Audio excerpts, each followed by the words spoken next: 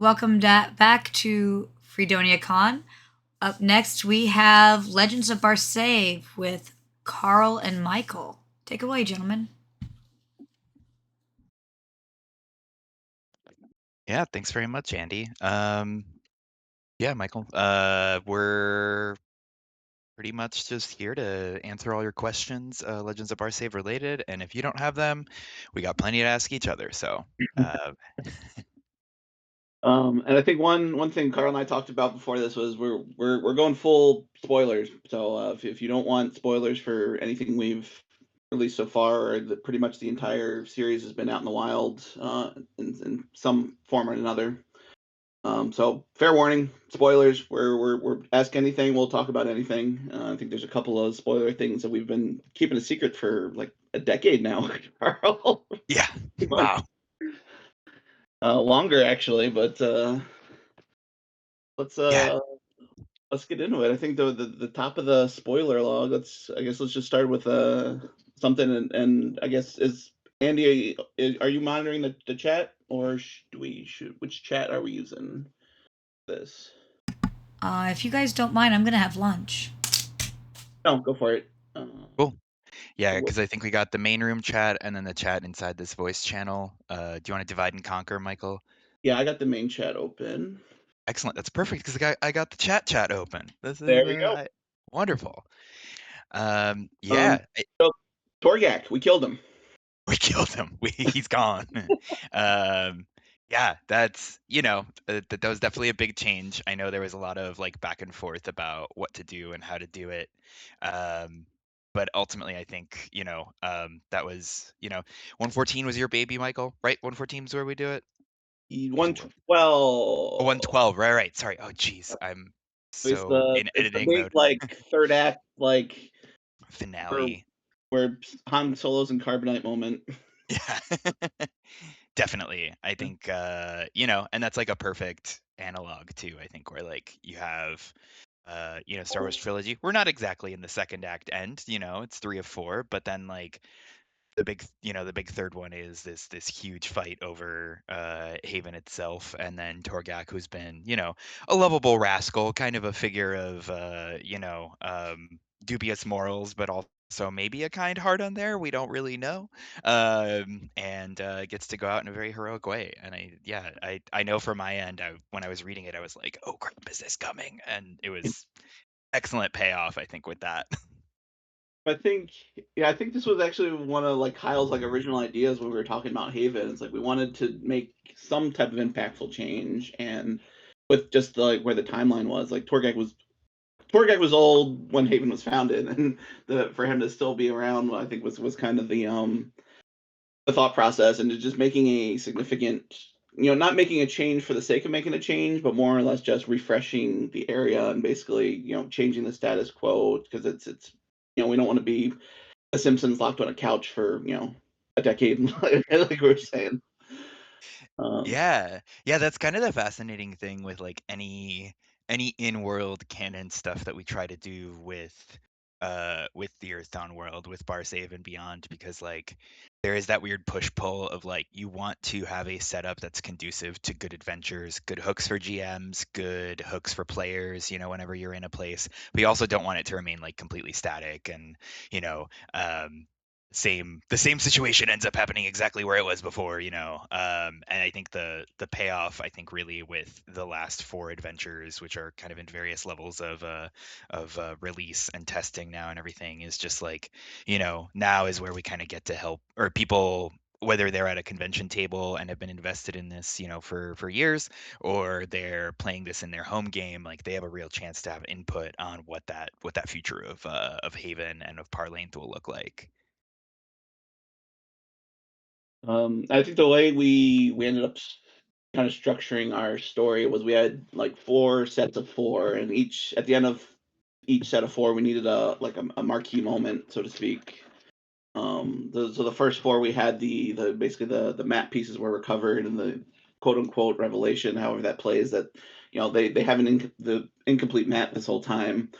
And the midpoint is when it's revealed that they've been duped this entire time, and the horror is released, and that's kind of the the midpoint, oh crap moment. And then we kind of see the next set, like 9 through 12, kind of deals with that. Haven is kind of messed up in terms of everyone, what's the lie, where are the body snatchers, that type of thing. So really ending that set of 4 with the death of Torgak, and really I think other threads we've been weaving in was that the upcoming mayoral election is coming up, and everybody feels like Torgak's going to either pull something, or he's the incumbent, and then we lop his head off, metaphorically.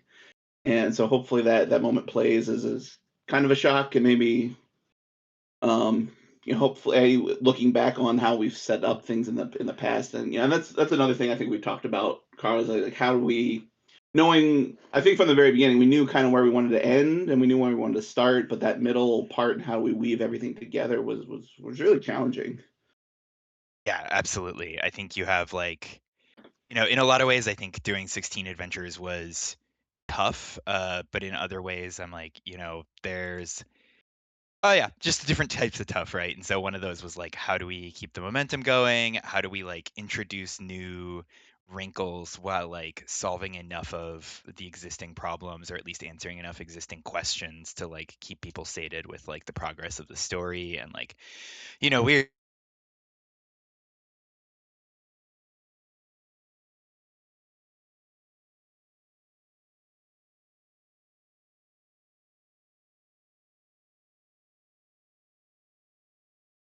make sure like each adventure matters, even if it's not necessarily part of the main plot.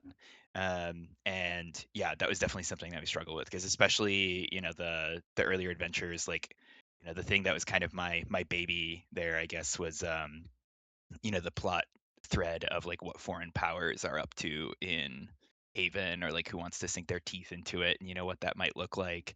And that dovetails a lot with like the internal power structure, but then you're thinking about like, okay, well, like we have to do something that might tip the scales, but we're still in like act 1, so we can't do anything that necessarily like completely upends the cart. So like how do we set up like a compelling plot thread there? And yeah, I don't know, I hope people feel like we pulled it off, because I enjoyed it, but yeah, hopefully it's working at people's tables.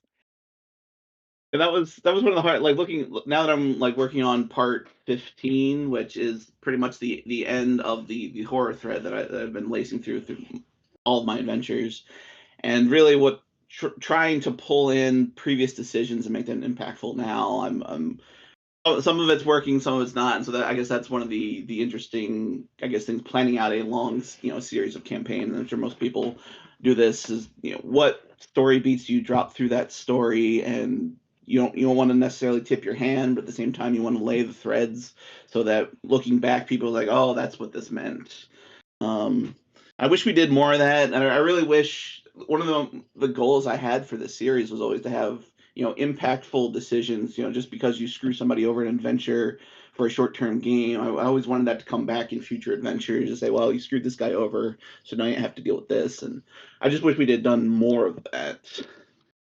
Yeah, yeah. I think the wall that I know I ran into with a lot of that early on was like, okay, we want these, cool, like, so and so will remember this kind of moments. But then we end up in that weird situation of like, oh, but also, we need to make this as like modular as possible to run for like, X number of tables, or like, as at home in a convention as it is, at a home table. So like part of that was like learning how to check um our perception of adventures as like a table thing, and like try to make it more convention friendly. But like it's only now in hindsight, as we've done like 16 of these, that we're like, oh yeah, we could maybe fine tune it in this way a little bit more, like It's one uh of the, like, balancing acts. You're right, because with this being a convention series, like, it's people, we want to give people the freedom of choice. We don't want to say everybody has to do the module the same exact way.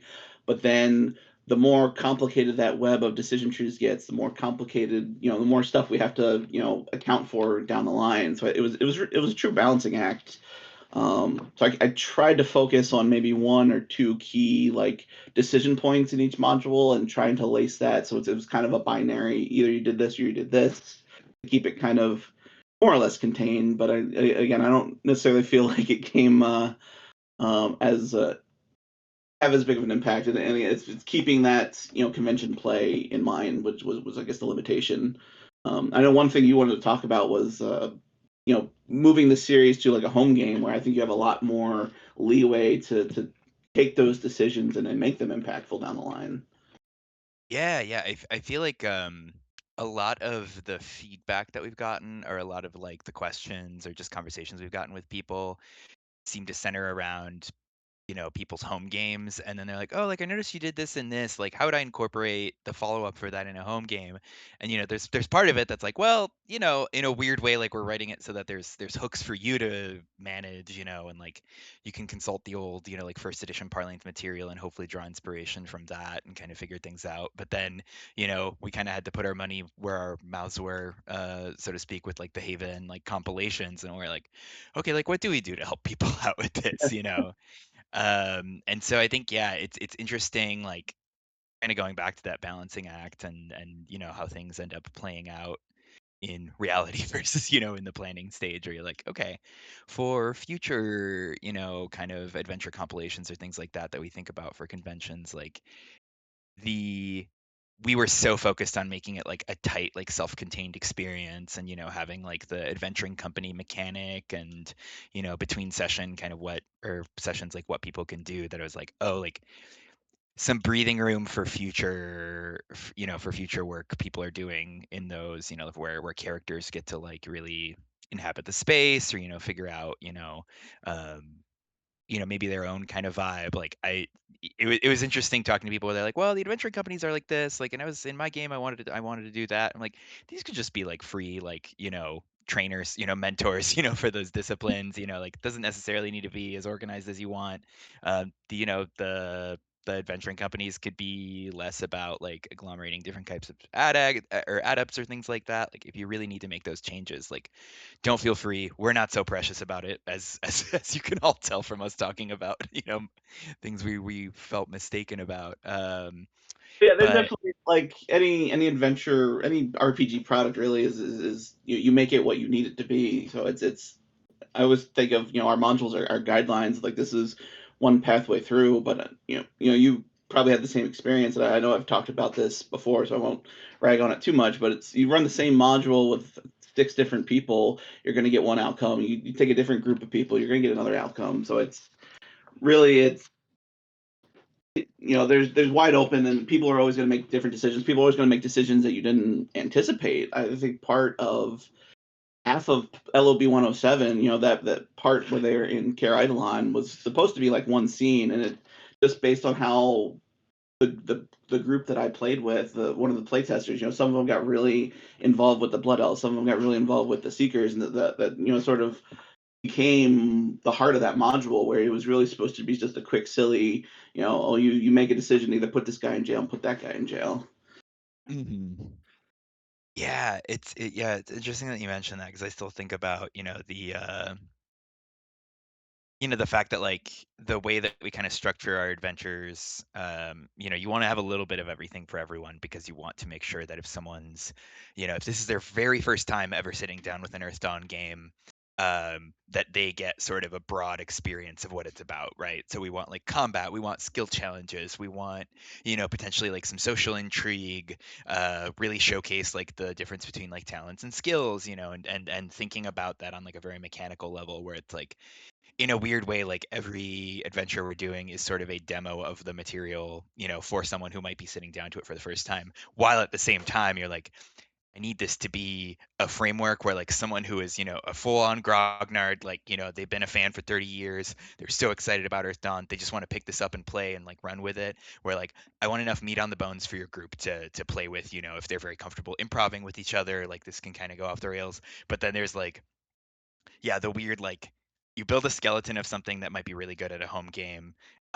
and maybe it doesn't have enough detail for like the first person maybe running this for the first time, or maybe playing, for the first time, to really quickly come up with, ideas on the fly. Whereas at the same time, you're like, well, if you're, for those of us running it, it's easy for us to say, well, like, oh, this is what this person would do, and it's like, well, no, we have to break down and think about, that troubleshooting section. I feel like is the one that often gets like the most tweaking, in every adventure, because it's like, what if they decide to do this? It's like, Well, never thought about that one. And yeah, I think that's definitely an interesting experience. And like, yeah, going back to the idea of like the mix of experiences people will have at a table, you prepare for there to be so many different things. And then I've had a table where they took social encounters and like insisted that they turn into combats. And then I literally the same convention the next day flipped back and was like, oh, this thing that's very combat heavy. No one wants any combat whatsoever. So they're trying to negotiate with every single person they run into. And they have the rolls to back it up. The dice are telling a story. So you just want to, you want to roll with it. But like, yeah, I guess it's a weird thing where like you're wanting to create a good story for people who are playing. You're wanting to create a good framework for GMs, and you're also trying to create something that's simultaneously good for convention play and good to take back to a table. So you're like, we're being pulled in a lot of different directions all at once. And did we get the balance right? I don't know. I hope people enjoyed it, but I definitely feel like it's really good lessons learned for the future. And we do have a question from Debbie. Do we make any changes after playtesting? I just ranted for a long time, Michael, so I'll throw it to you. Absolutely. We always like, and my play testing, and again, I'm pretty sure I've said this before. Like when I go into a module, I know I need 6 scenes, and I know they have to. They start the scene in this location or talking to this person, and by the end of that scene, they need this objective complete. That's usually the I usually use a pretty sparse set of notes to like get through there and play test it. And usually when I'm running a new module, I'll run it at the convention. I'll run it 3 times. And generally, what happens is the way the first group approaches it, that's path A. The way the second group approaches it, that ends up being path B. And then by the time I get to the third group, I've kind of got these 2 pathways that they went this way, they went this way, and try to give them the clues to go in one of those directions. And then whatever they end up doing ends up in the troubleshooting section. So I'd say I specifically make massive modifications, or even don't even. I wouldn't even say I don't have anything to. I have a blank slate more or less in a lot of things where they need to do this. Let's listen to how they decide to um, figure that out, solve that problem, and then I will adjust, their challenges and pathways on my set end to kind of lead them through from what they're doing, what they think they're going to try, and where they need to end up before they move on to the next kind of encounter interaction. Yeah, absolutely. I think, yeah, the pathways is a good way of putting it because for me, I've always thought of it as like a decision tree, and I'll have like, all right, try to make it as binary as possible is what we talked about for the purposes of convention play because, you know, it's we love a mystery, as players and as GMs, but then sometimes when you're in the sphere of a convention play, you're like, okay, I need like the choices to be as clear as possible. I can't let people, take too much time debating because it's not fun for players to just sit and discuss for a long time because we can't schedule another session. But also like, I want to make sure people are making full use of like the full toolkit they have available. So it becomes a lot more like I don't want to say procedural because I still think there's a lot of fun creativity that goes into it, but yeah, it ends up having to be a lot more like very specific cause and effect. And I think the more nodes or points there are in the decision tree, the more difficult that becomes. And I think that's something that we're running into with like 116 right now because um, again, in the spoiler zone, 116 is the election to elect the new mayor of Haven, and so you have Torgak's faction where like he had an heir kind of in mind. Is that heir as good as Torgak might have been? Are they going to be able to hold things together as well? Who knows? But like there's also the candidate that's more about the Association of Unaffiliated Explorers. There's also, like a third kind of dark horse candidate from one of the factions that comes in, just sort of, questioning sort of their teammates kind of thing. And the choices end up sort of dovetailing with like which power you think or which outer power you think would be important in or might have more influence in Haven. And so, everyone has positives, everyone has negatives. And so that's one of those where like there is a decision tree, but also like it's so open for debate. It's so difficult that like it's tough to figure out how to make that payoff equal for someone just popping into the game for the first time, which I know might seem crazy, but yeah, there are definitely people who are coming in late in the game, and it might be their first experience with Earthdawn. So like making sure that payoff matters, but also like kind of bringing in what we were talking about earlier, like having all of those like important decisions that people made before kind of fold back into what's going on now, I think is one of those where like you want to hit all those notes. You want to really reward the people that have been playing this for a long time. I would say And I'm running into similar struggles with 115. It's like I'm trying to tie up all the plot threads with the horror, with various adventuring companies, some other interested parties, and so there's a lot of interconnected kind of like end, because this is the end of a lot of these plot threads. So we want to make sure we give them a satisfying end, but we also want to make sure that the decisions that have been made previously that would impact this, have an influence.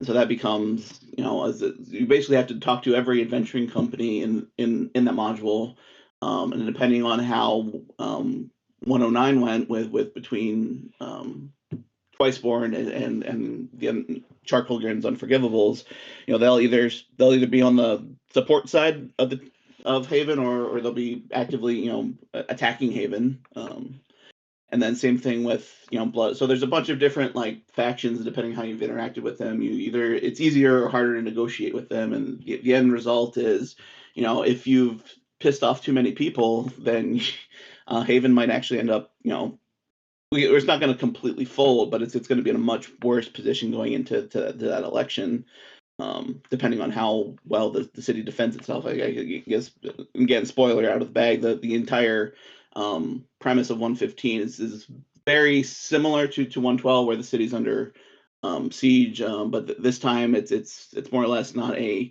given that everyone survives. It is completely up to the players' relationships and their decisions as to where the state of the city ends. I think that's again an interesting. We talked previously about the plot threads about how we end each. I think we had a discussion between the three of us as to what is that last story beat that we want to end the series on. I think originally we were talking about having that horror assaulting the city as being the final moment, but I think oddly enough I think that's the thread that you and Kyle had worked on most, or the thread that I worked on most. But I said it should be part 15. Really, the election should be that last bit, and I think that's going to be the nice kind of way to end it, from that yeah, for perspective. sure. For sure. I think like 115 is sort of like I would say maybe like the climax, of like a lot of the horror related stuff for Haven, and then 116 is not just an adventure in and of itself, but also like kind of a coda to the whole Legends of Barsaive arc in Haven, and also sort of the big chance that players have to really make their mark on. People who affect the future of the town, in large part because like they have been at the front lines of this, for a whole long time, and like have insights that not a lot of the citizens of Haven necessarily have. So they're like uniquely positioned both with knowledge and action to pick a course. And I think that's a very cool place to kind of end up with that. Um, yeah, to kind of like to bring it around to the original question, lots of changes are made after playtesting, and I feel like it's different from adventure to adventure. Sometimes I think like a lot of the earlier ones, I felt like, when I would test them out with people, like they would play in pretty similar ways. There would be maybe, some cosmetic differences and such. But I think like outcomes tended to be very similar. We got from point A to point B. Maybe the meat of that was a little bit different. But it's funny that like I feel like as we're getting further along, changes are becoming bigger and bigger, partly because of, pre-existing plot stuff, partly because of how to fit it into our structure of how the town works. And then also I think a big one is just like accounting for power levels changing. Thinking about people who might have been already doing, think about like from 109 onward where, I know like we were very much like, okay, like we need to think about this as like maybe like, you know, these challenges would be more appropriate for second or third circle people, and start thinking about the pre-gens that we use kind of accordingly for that. And you see that at the convention tables too, where you'll have people who are coming in and they're like, oh, like I did 1 through 8, I'm already third circle. And then, your pre-gens that you have for the new players are like circle 1. And it's not a huge difference. I think like that's kind of a nice thing about Earth Dawn, but the big thing then is like talents and, what options people kind of have that they're throwing out there. So Yeah, definitely. I think for me, I feel like the challenges get bigger and the changes get greater as um, yeah, as we kind of continue on. Sure. Yeah. We got another question from W Socrates. Hopefully I said that username correctly. Do you have any suggestions on what should be changed if a person does make a campaign of the adventures and you also have other adventures in between so the PCs start going up in circles? Which I think kind of dovetails with the circle talk we were just having, so that's great. Yeah. Um, I'm happy to start off on this one if you want to mull it over, Michael. Yeah, I think a big one is like there's something very freeing about the structure that we have once you incorporate it into a regular campaign. I think talking to people who have played through it, a big thing is, Haven becomes a really good base camp that's sort of like an adventurer's playground for people. Um, for kind of delving into those other adventures. I think if you're picking something that's kind of regionally motivated, regionally focused, then yeah, I think you're in really good shape to, you can keep the adventuring companies as they are. I think that makes it really simple for the GM to figure out, mentoring for people circling up, and also just good reasons why those things exist to kind of help out with Haven in general.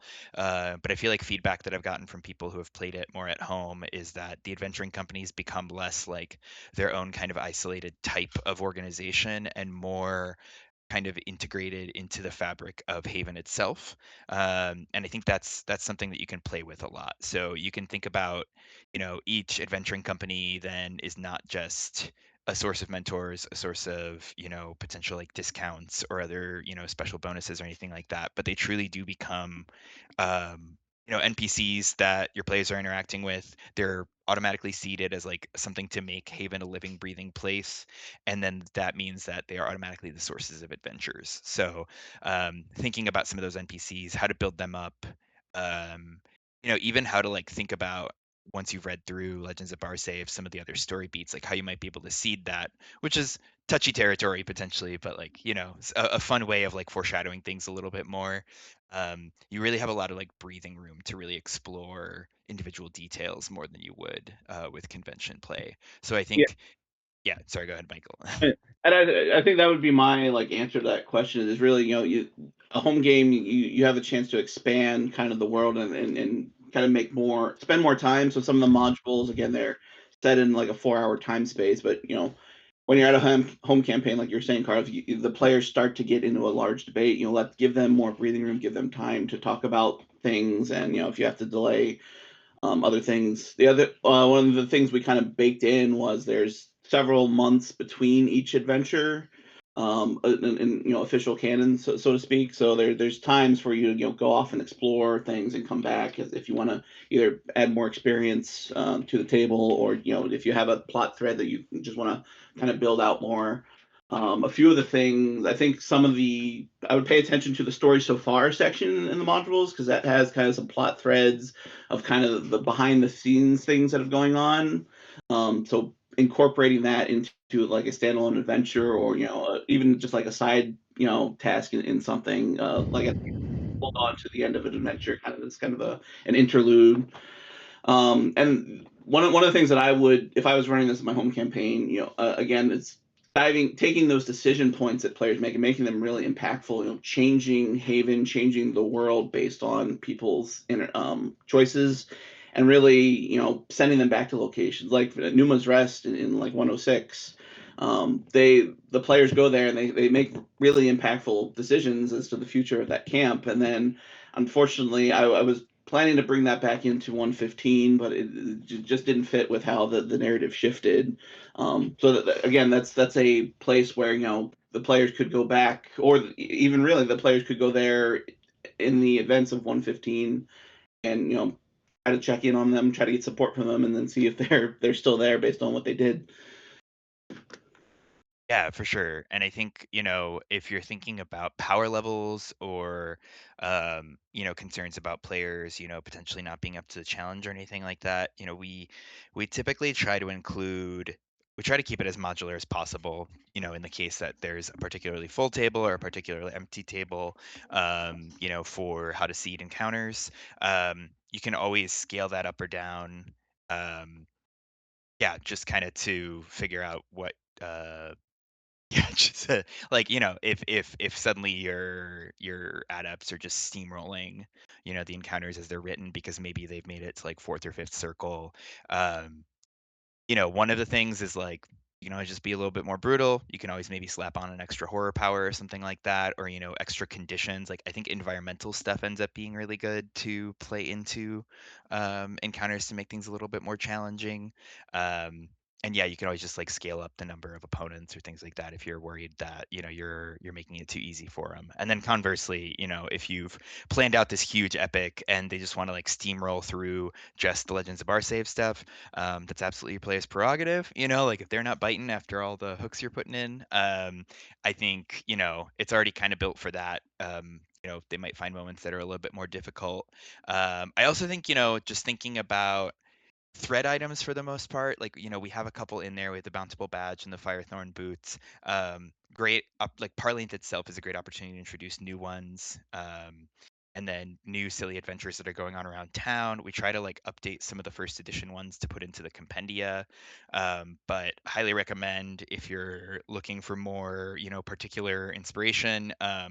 It doesn't take too much tweaking to take one of the first edition, like Parlink box set or Parlink Adventures set, taking something from there and giving it a little bit of a facelift.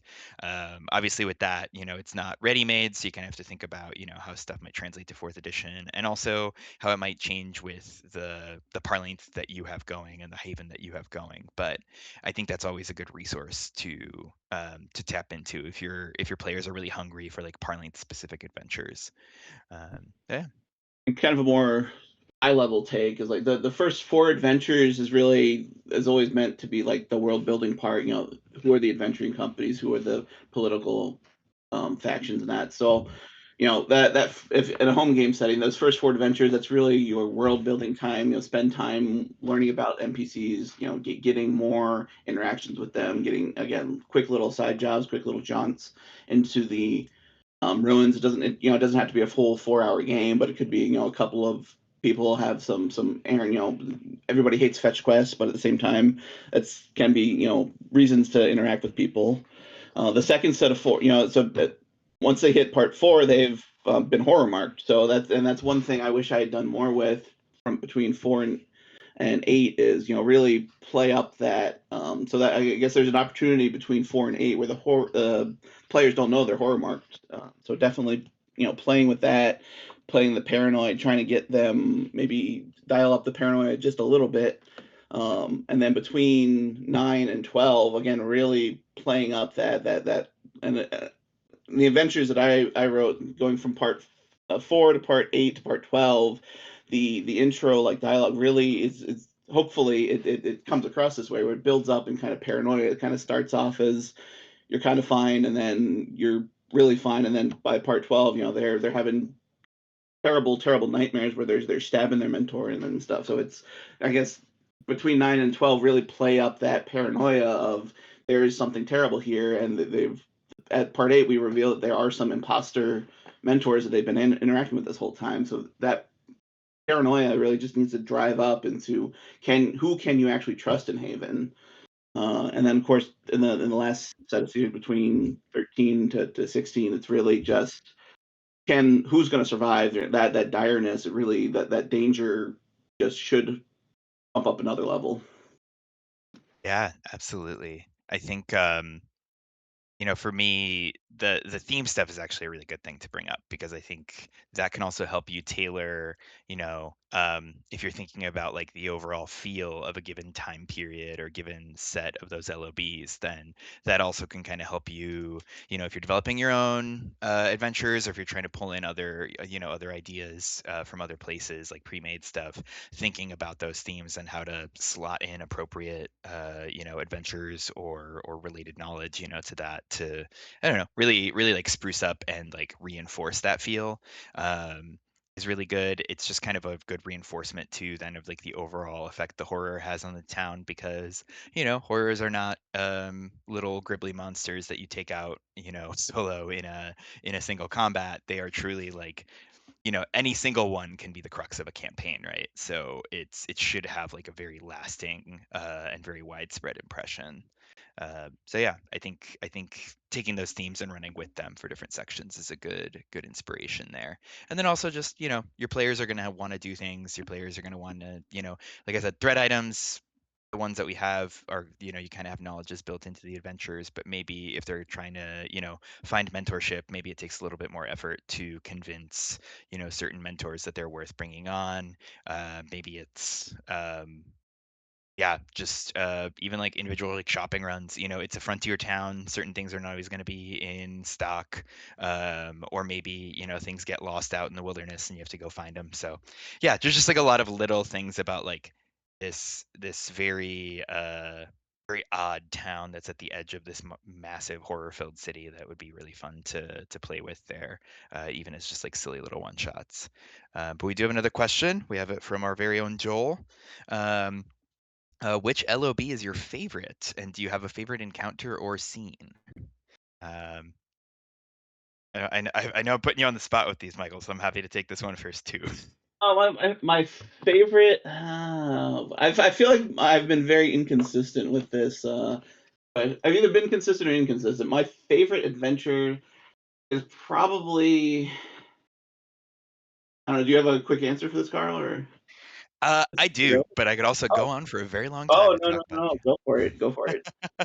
um, I find that like the time that I ran Games of the Hungry, um, I don't know if it was maybe just like the specific table that I was running it for at the convention, or like things just came together really well. But like, um, people had such a blast. People really got into like the camp of like the wars between the different false men, and yeah, it got really goofy really fast in a way that like I think was kind of in line with Kyle's intent when he was writing that, where you're just coming off of like a very heavy revelation, and so now there's like a little bit of fun kind of in the mix there.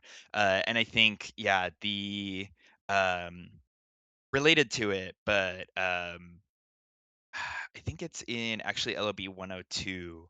Um, I remember running the first experience people had with like Garland's Alms or Garland's Arms. I always forget which one it is. I think it's Garland's Alms because it's an It's almshouse.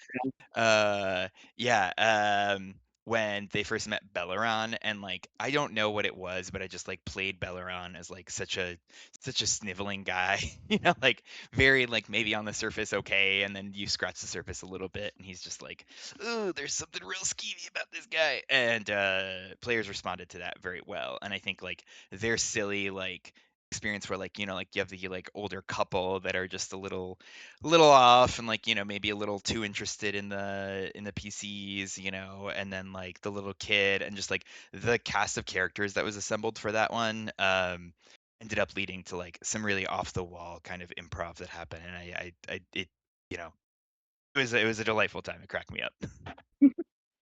I think my favorite adventure, I think, is still 107. Perhaps it's been that in the past. I don't know. 107 is kind of my favorite for not. I think that's one of the furthest ones from my original idea, and maybe 113 also kind of went that way. Whenever the elves get involved, the things seem to go off the rails. Yeah. Because like I said, with 107, I had a kind of a. They weren't supposed to spend that much time at the start of that adventure. They were supposed to spend majority of that adventure in the actual Bloodwood, and kind of it was supposed to be kind of a running through the forest, being chased, and then tracking people down. But every time I ran the adventure, we just lost. I don't want to say we lost, but we spent so much time in Care Eidolon, like talking to people, learning about what's going on, and really the players were really like trying to figure out who's trying to screw them, which was never the intention of that module. And so really just like seeing how like the players interacted in that setting, which was completely unexpected for me. And again, at that point, part one I think went a little bit off the rails, but again, pretty much within the bounds. 104 went pretty much exactly how how that runs is how it was intended to run. And then I was kind of in a confidence. And when I get to part 7, like it just everything went completely for better. I really, like I said, this is my favorite module. I really like how it turned out. I really like the intrigue and like the social dynamics that have kind of explored in that module. And then I guess I know I've said this before, but 107 was kind of one of the first adventures we kind of I guess the first adventure like idea I had was they should at some point in the series we needed to go out to Bloodwood, and one of my reasons for that was to tie that to this was back when the original 4th edition Kickstarter, and when the Elven Nations was it's coming out, then that's about the time Elven Nations was still being worked on, and then you, me, and Kyle were pitching this adventure series. And so, like, one of the adventures, I want to tie it to Elven Nations. We could try to time the module coming out with that book. Obviously, that didn't end up happening, but what did end up happening is we ended up writing that book. Yeah. So it was just Absolutely. crazy. That was the concept of that adventure was always meant to be a comparison to Elven Nations, but it ended up being the opposite because I basically had to I had to make decisions for that purpose of that module, which then ended up getting the situation, the politics of Karol was really came out of that adventure and then directly incorporated into the Elven Nation source book. Yeah. Yeah, that was a fun one. Again, peek behind the counter or behind the curtain, not counter. Yeah, the three of us kind of first came into FASA, we were like, hey, like we have this idea for this living adventure series. And they're like, yeah, that's great. Can you please help us write a source book? We give you like 6 months. And yeah, we put it together, and that was definitely a big pat on the back that I appreciated. But yeah, I think I always enjoy like tie-ins of um different styles of products and different media together within a game to make sure that like again it feels like living and breathing, and these aren't all just happening completely in a vacuum. So yeah, 107 was a fun one. I think certainly taking all of that very fresh knowledge of the Bloodwood, it's like we got to do something with this. No, your timeline's off, Carl. Though I wrote 107 before we started working on Elven Nation, so we Did were we? yeah, Oh, yep. see, time's already addling my mind. I know, right? There's always parts of like that whole political like characters that were created for Elos 117 ended up being written into Elven Nations. Um, Interesting. Yeah. 'Cause Oh, the whole point, I guess one of the points when we came on is like, I have this module out in Bloodwood. Can we, get a preview of the Elven Nations book so we can kind of tie these together? And I think that's the point where, it just wasn't really started. And then so I basically had to write 107 before, and then that's the point where we kind of got started on Elven Nations. That's again within that weird transition period before we were official FASA, members. that's true. Yeah. Peeking behind the curtain a little more.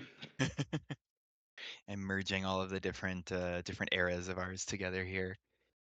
Yeah, that's but yeah, it's always fun to like I don't know, just mix it up and make sure that like there's easy cross pollination, because then it's just nice to then later have that as inspiration again if you're going back and giving this as a tool for people to play it at their own tables. Like this is instantly, this is your Bloodwood stuff. Like maybe rather than make it like a very like tight self-contained adventure, you now can take this and really make a meal out of it for your players, and all of a sudden they're doing quite a bit more in the Bloodwood, and maybe they're involved in more elven politics, and that maybe means a little bit more work down the line related to some of the external powers in Haven. But then at the same time, it's like, well, now you've got like real like honest to goodness investment by the players, in at least this portion of what's going on. So I think it's a very cool thing to do, and like something I hope to see just a lot more of as we go on,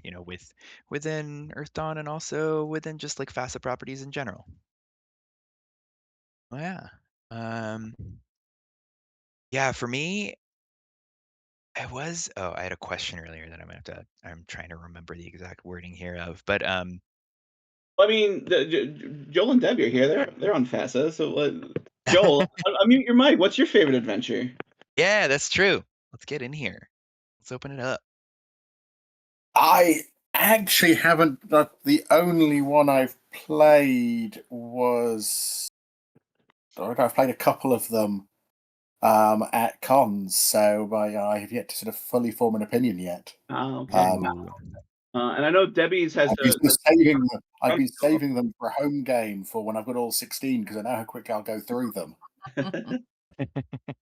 I know Yeah, Debbie. no. Actually, this is another question. Like Debbie, we wrote these things so they're easy. You know, I know you've run them from our module books. Like how, what have they been?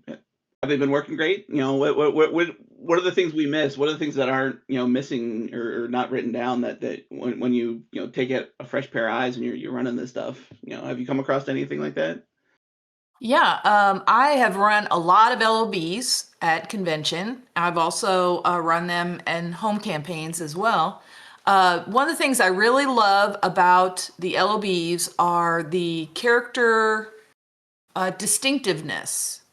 Each character is very distinct and has their own personality and traits, and make it very easy to role play them so that they are memorable to the players. And that's even when I usually am a big prepper. I like to prep my adventures very extensively. But even without a lot of prep time, I can get into the characters very easily. I really like the troubleshooting section because you're right, they do go off the rails sometimes. So that is a lifesaver once in a while. And I like the giving out the thread items seems to be a big hit.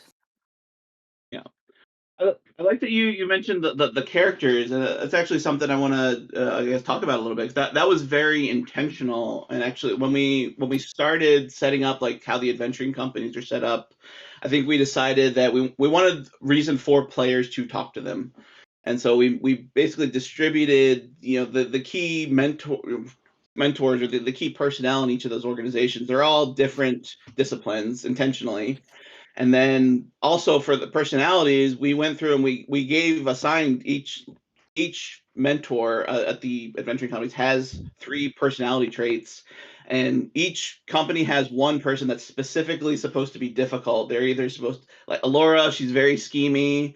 JT, he's very rough and gruff. We got the paranoid Windling from the gardeners, and so again we've specifically made definite personality traits, and we basically just put all 15 of them right on a spreadsheet, and the 3 of us went through. Let's make this guy friendly. Let's make this guy paranoid. Let's make this guy a jerk. Let's make this person friendly, and it's glad to see that kind of gone through the how everything comes across in the actual written modules. Yeah, it definitely does. And I like that there are portraits. I like to use images. I like that there are portraits for each of the mentors. And I also like that there, because it also makes it memorable for the players as well. And then I also like maps. You guys generally have a lot of maps in there, which in convention is, again, very conducive to convention play. To have a quick map that you can throw out there and place the players, and it just makes it go much more quickly on the combat end. We work with a great independent artist. Her name is Monica. I wish I had more information to throw out into the ether about how to contact her because she's great to work with. She's done I think all of the LOB maps, and basically the when we write the adventures. But I'm very famous for my weird paint kind of markups. I go into Microsoft Paint. I just put some boxes together, and then we work with Monica, and she turns them into beautiful works of art, and she does a really, really, really great job. Yeah, Monica's definitely a godsend as far as map stuff because I'm in the same boat. I'll be like, paints my friend, but then people are like, so what's this oval supposed to represent, and how is it different from this oval? I'm like, oh man, I really did kind of make it look real bad. I think yeah. LOB the first L101 has the original print run. I don't know. I think we fixed it in the compilation, but the actual like the the pamphlet version of 101. It still has one of my original paint maps in there. 'Cause, again, that was the first one that we went through. I don't think we hadn't even linked up with Monica at that point because I guess they didn't think we would actually write anything.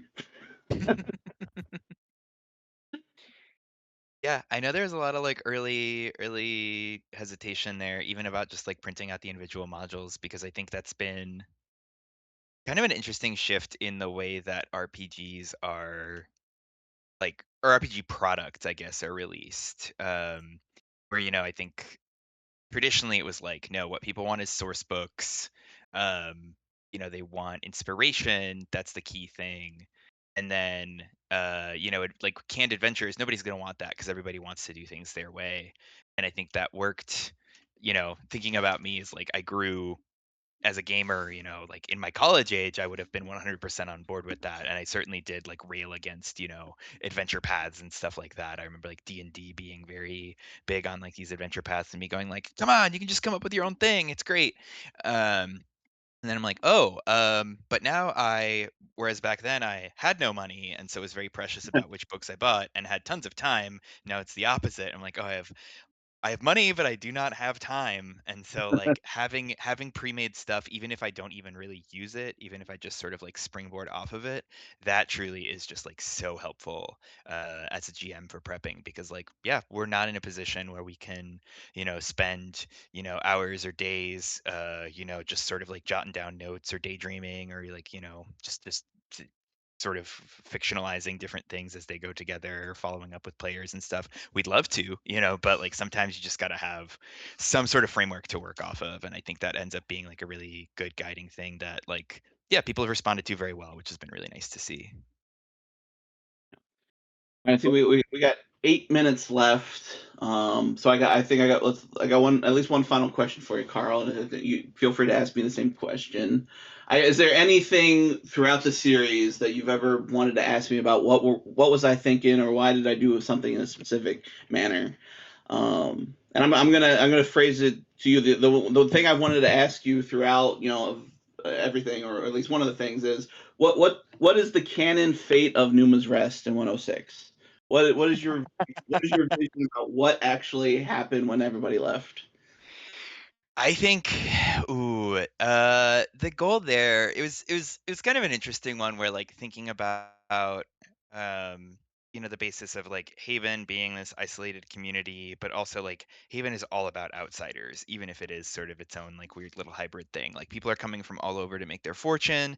They're next to this big abandoned city that's, terrifying, but also like potentially a source of treasure. And then I'm like, like there are a lot of like regular people around, and regular people in Haven, might be more focused toward like adventurers and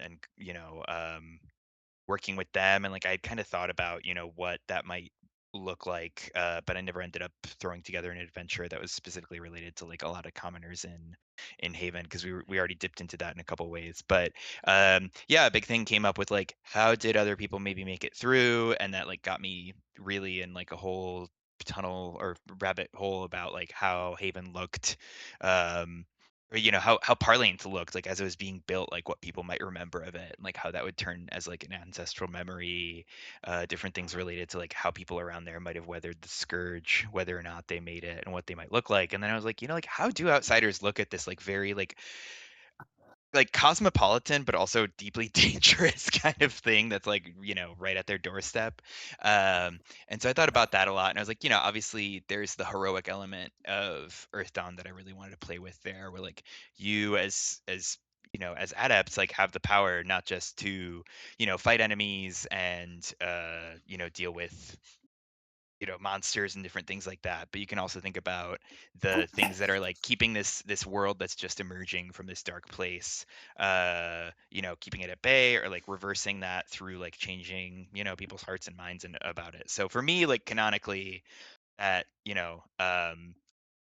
the town ends up, like being, maybe they don't love Havenites or anything like that, but they, they end up kind of prospering, maybe changing their opinion a little bit because, ideally the players stood side by side with the folks in the town there. So there's like a little bit less of this like weird feeling like you're in like deep in enemy territory kind of feeling for Haven, and then the locals might have a little bit more of a relationship. But yeah, that's kind of where I'm at. For me, so we knew where Torgak was going to die in this series. When did you start to really solidify how that would look?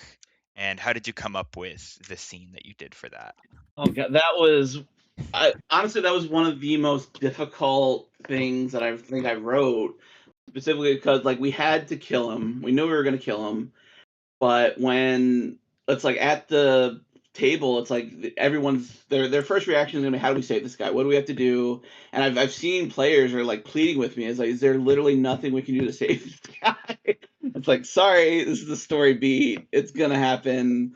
And so I guess the way I guess approach it is there had to be a lead up, and again we didn't want to lead up in other adventures because it's really this is one of the biggest secrets we tried to hold, for ourselves. But at the very start, from the very first adventure, we always knew Torgak was going to die, and so, but we didn't want anybody to. We wanted it to be a truly surprise. We wanted it to frame it as a heroic moment, and then the dice turn, and he's dead, and so we were to hopefully keep that as a shock. We didn't want to lace any really obvious lead up to that other than in the actual adventure. So in the actual adventure, I guess how I approached it is there's like 3 different like points of scenes where it's like Torgak is fine, but he's wounded, and he's still kind of going, but he's slowing down, and then it's like, oh shit, he's not doing so well, and then so it's I guess drawing, and I want to say drawing out that kind of moment to just not have it a quick of, oh, this is the end of the adventure, he's dead, to really like lace different key points throughout the adventure for people to realize that like this is kind of at a moment, this is kind of it has a sunset type of feeling to it. So that was certainly very, very challenging. And then actually, the actual like block text, like really, I went over that several times because again, it's more of a it's a fixed moment that we have to say, regardless of what the players do in that module, and they have options. And I guess the other reason is for that module is to give them options, so it seems like what they do can it seems like there may be a path for them to actually do it, but unfortunately, there isn't because we need him to die for our purposes later down the line. So really giving the players, I guess, the illusion of choice and the illusion of to really gut punch them, saying, hey, you guys made decisions, you did your best, but he's dead. And I think that was I remember like the very last like block attacks. I think we went over that. I think I edited like 3 or 4 times, and then another 3 or 4 times when you guys looked at it. It was several. It was very, very difficult to frame that properly. But I think in the end, I think it turned out very well. I think it highlights him as the leader, pays proper homage to him, which was very important to me. I think we've had this conversation where, we don't want to show him as a hero. He's not fully a hero, but he's also not like full terrible guy. So really striking that balance of, he is trying to help the city and he's giving his life for, the good of the town. And that's kind of the moment that I wanted to end it on. Yeah, definitely. I think it's important. It works out very well. Joel mentioned, that the scene was great. He couldn't work out if they had messed up or actually couldn't save Torgak in that situation. And I think that's like great. We nailed it. Yeah, it felt very good. And I think with Torgak, it's kind of fun him being like an adventurer, being like, yeah, fighting gets me killed. I'm gonna make money off of other people doing the hard work. And then he has to kind of come full circle. And so it's kind of funny where he has to, go back to doing the dirty work, and he loses his life over it. But at the same time, you're like, oh, but like what a fitting, cool end for someone who has been like, resting on their laurels for a while. Like I kind of like that full circle kind of feeling. Yep. All right, I think that takes us to time. It does. So wow, if you gentlemen would like to say goodbye, I'll stop the recording. Yeah. Yeah, goodbye. Thank you for listening. yeah, thanks everybody. Thanks everybody for playing and for keeping interested in Legends of Barsaive.